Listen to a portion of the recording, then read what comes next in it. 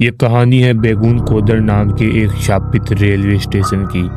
कहा जाता है कि वहाँ पर जो भी रेलवे मास्टर अगर एक रात भी रुकता है तो अगले ही दिन उसकी मौत हो जाती है। इसी तरह रवि नाम का एक सरकारी रेलवे मास्टर, जो कि शुरू में काफ़ी गरीब था, लेकिन उसके घर की परिस्थिति और गरीबी के कारण उसको सरकारी नौकरी की बहुत ही ज़्यादा ज़रूरत थी। लेकिन कहते हैं ना, किस्मत इंसान को कहां से कहां ले जाती है पता भी नहीं लगता। रवि की शिफ्ट उसी रेलवे स्टेशन के अंदर हुई थी। रवि जितना अपनी सरकारी नौकरी को लेकर खुश था, उससे भी ज़्यादा वो डरा हुआ भी था, क्योंकि कहते हैं कि उस रेलवे स्टेशन से रिलेटेड काफ़ी डरावनी और भयानक खबरें अक्सर आती रहती थी कि जो भी रेलवे स्टेशन मास्टर उस रेलवे स्टेशन पे रुकता था उसकी मौत हो जाती थी। रवि जैसे ही रेलवे स्टेशन पर पहुंचता है तो उसके सीनियर ऑफिसर ने उससे आकर कहा, रवि, पहले तो तुम्हारी शिफ्ट दिन की थी, लेकिन हाई अथॉरिटी से ऑर्डर है कि तुम्हारा शिफ्ट अब डे की जगह नाइट में शिफ्ट किया जाता है। ये सुन के ही रवि के रोंगटे खड़े हो गए और रवि बोला, नहीं नहीं सर, ऐसा मत कीजिए, ऐसा कैसे हो सकता है, मुझे तो दिन की ड्यूटी का बोला गया था, फिर नाइट की ड्यूटी कब से? तब रवि के सीनियर ऑफिसर ने कहा, इसमें मैं कुछ भी नहीं कर सकता। अगर तुमने अब सरकारी नौकरी ले ही ली है तो अब तो तुम्हारे लिए चीज़ें आम हो गई है। अब तो तुम्हें कोई भी रेलवे स्टेशन दिया जा सकता है और तुमको वो नौकरी करनी ही पड़ेगी। इसीलिए और तुम डरो मत, ज़्यादा से ज़्यादा कुछ भी नहीं होगा। और हाँ, तुम्हारे भले के लिए मैं एक बात तुमको ज़रूर बता दूं, इस रेलवे स्टेशन पे कोई ट्रेन रुकती ही नहीं है। इस रेलवे स्टेशन पे किसी लोग का आना तो छोड़, कोई इंसान यहाँ पे आके अपनी ट्रेन की खिड़की तक नहीं खोलता। इसलिए तुम अपनी सेफ्टी के लिए रेलवे स्टेशन से मिले हुए कैबिन के अंदर खुद को बंद कर लेना, और चाहे कितनी भी कंडीशन आए पर तुमको गेट नहीं खोलना है।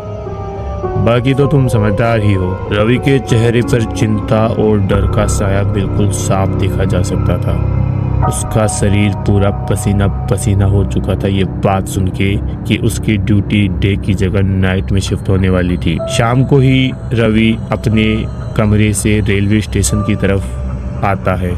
क्योंकि रेलवे स्टेशन से उसका कमरा ज़्यादा दूर नहीं था, तो रवि 9 बजे ही रेलवे स्टेशन पे आके कैबिन में खुद को बंद कर लेता है। अब रवि वहाँ पर अकेला था तो उसने सोचा क्यों ना टाइम पास करने के लिए कुछ गाने ही सुने जाए। अब रवि ने जैसे ही गाना चलाया, कुछ देर तो वो गाना अच्छा चलता रहा, लेकिन अचानक से उस गाने की लिरिक्स चेंज हो गए। उस गाने से अचानक से बहुत ही डरावनी और भयानक आवाज़ें आने लगी।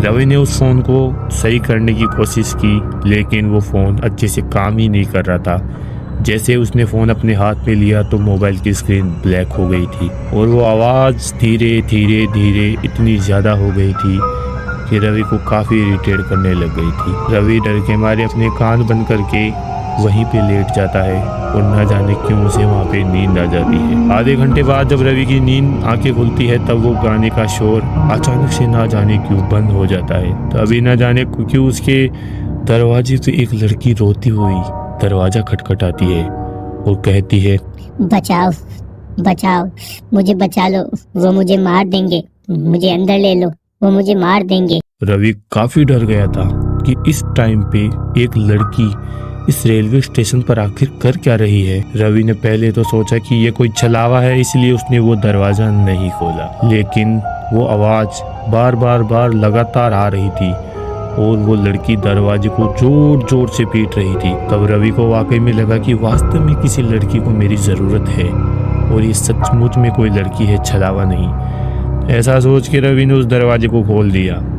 जैसे ही उसने दरवाजे को खोला, उसके सामने एक दूध जैसी सफ़ेद लड़की सामने खड़ी थी।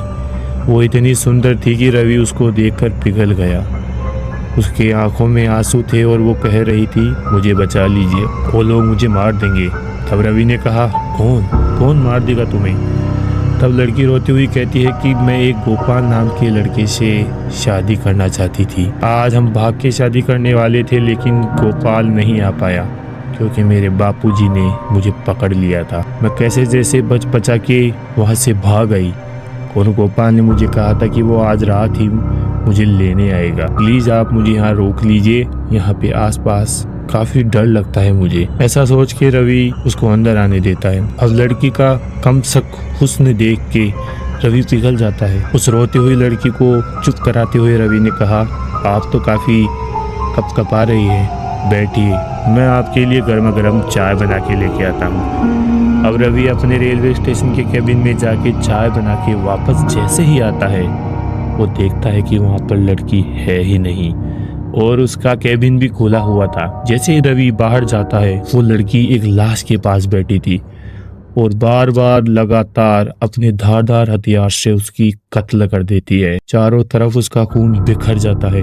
उसको देख के रवि काफी डर जाता है और जोर से चिल्लाते हुए बोलता है, ए लड़की, ये क्या किया तुमने? उसको क्यों मार डाला तुमने? जैसे ही रवि ने ये बात बोली तो उस लड़की ने अपना चेहरा उस तरफ घुमाया। उसका चेहरा देख के रवि इतना ज्यादा डर गया मानो उसको उल्टी आने वाली थी। उस लड़की का चेहरा पूरा खून से लथपथ लाल था और उसकी डरावनी हंसी देख के रवि काफी डर गया था। बाद में वो लड़की फिर भी नहीं मानी।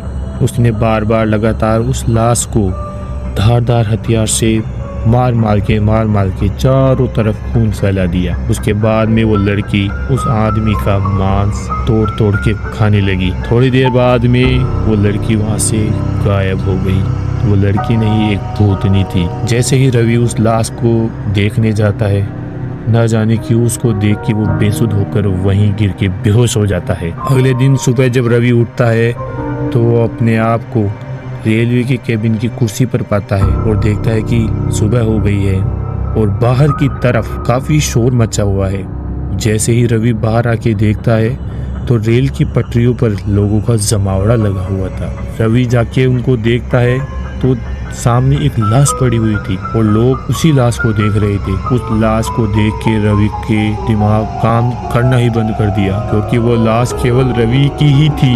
रात को जिस औरत ने, जो कि एक चुड़ैल थी, रवि को ही मार कर खा गई थी। तब से कहा जाता है कि उस रेलवे स्टेशन पर जो भी रुकता है, रात को एक महिला उसको पुकारती है और रात अगले दिन सुबह उसकी लाश वहां मिलती है।